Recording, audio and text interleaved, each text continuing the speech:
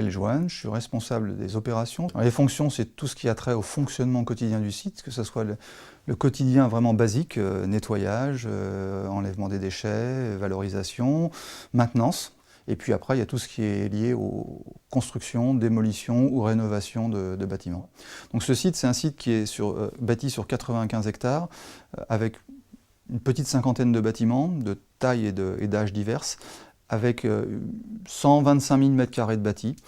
C'est un site qui héberge au quotidien, on doit avoir, en comptant nos personnels, nos prestataires et nos clients ou partenaires qui sont sur le site, on a environ 2800 personnes sur le site tous les jours. Au niveau du site, nous avons décidé de mettre en place un système global pour la maîtrise de nos énergies. Ce système, il est basé sur une organisation d'abord, donc un responsable énergie, et puis des gens autour de lui qui l'aident et qui vont permettre de prendre les bonnes décisions sur les projets. Et puis, à partir de ça, on va lancer un certain nombre de projets dans la direction qui nous intéresse. En analysant l'ISO 50001, nous nous sommes rendus compte qu'elle proposait un certain nombre de choses avec une logique qui était complètement conforme à ce qu'on veut mettre en place sur le site.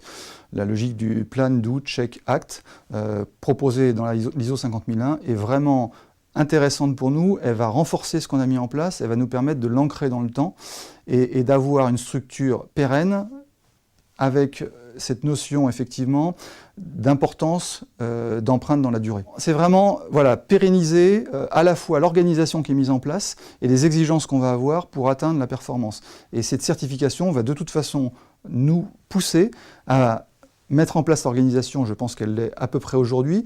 Il va falloir faire quelques ajouts, mais en même temps s'assurer que tous les ans, ça perdure et que l'organisation est bien en place avec des objectifs que nous demande l'ISO 50001 qui vont nous permettre d'être toujours un petit peu plus ambitieux année après année. L'objectif pour atteindre ce type de performance, évidemment, on ne le fait pas en 1 an ou 2 ans, donc c'est étalé sur plusieurs années. En l'occurrence, la vision 2020 a été établie en 2008, donc en gros c'était 12 ans. Le temps était effectivement assez conséquent.